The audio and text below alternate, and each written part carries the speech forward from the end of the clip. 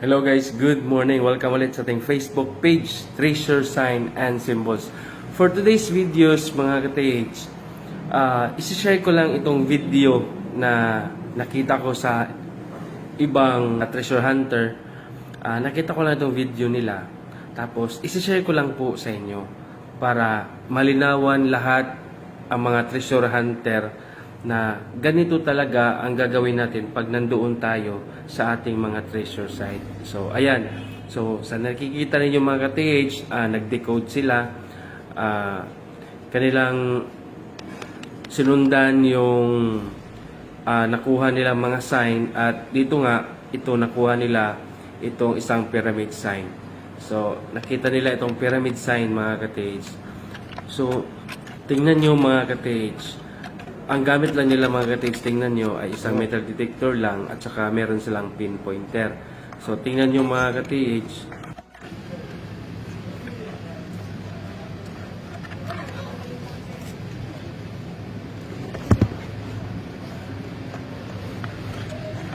Para sa kanila mga ka-TH, meron talagang nakatago na giveaways dyan sa bato na yan.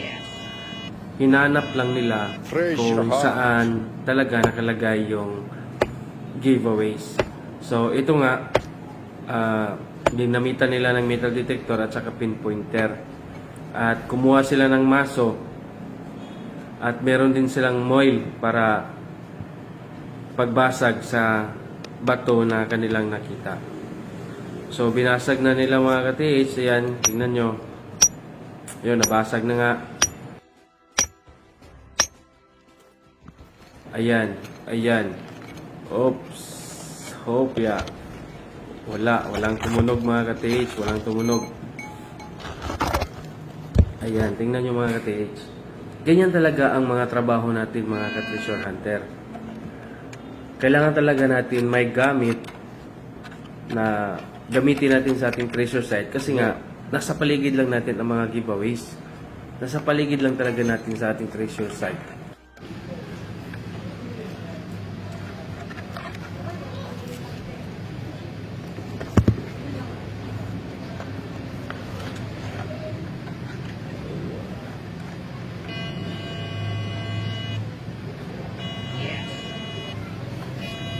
Treasure hunt.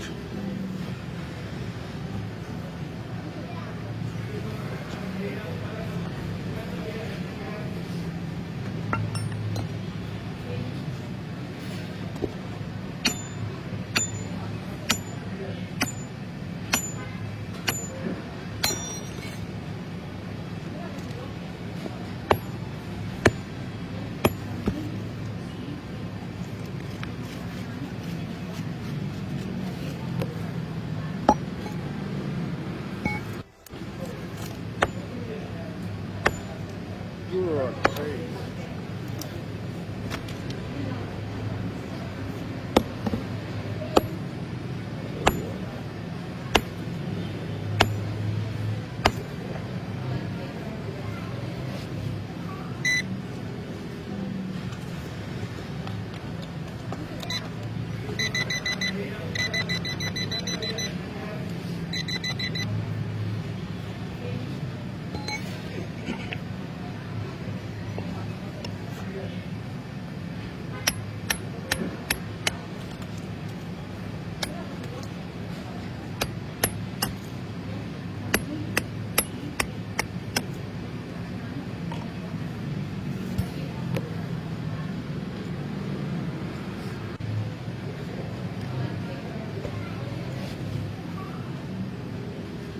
Treasure.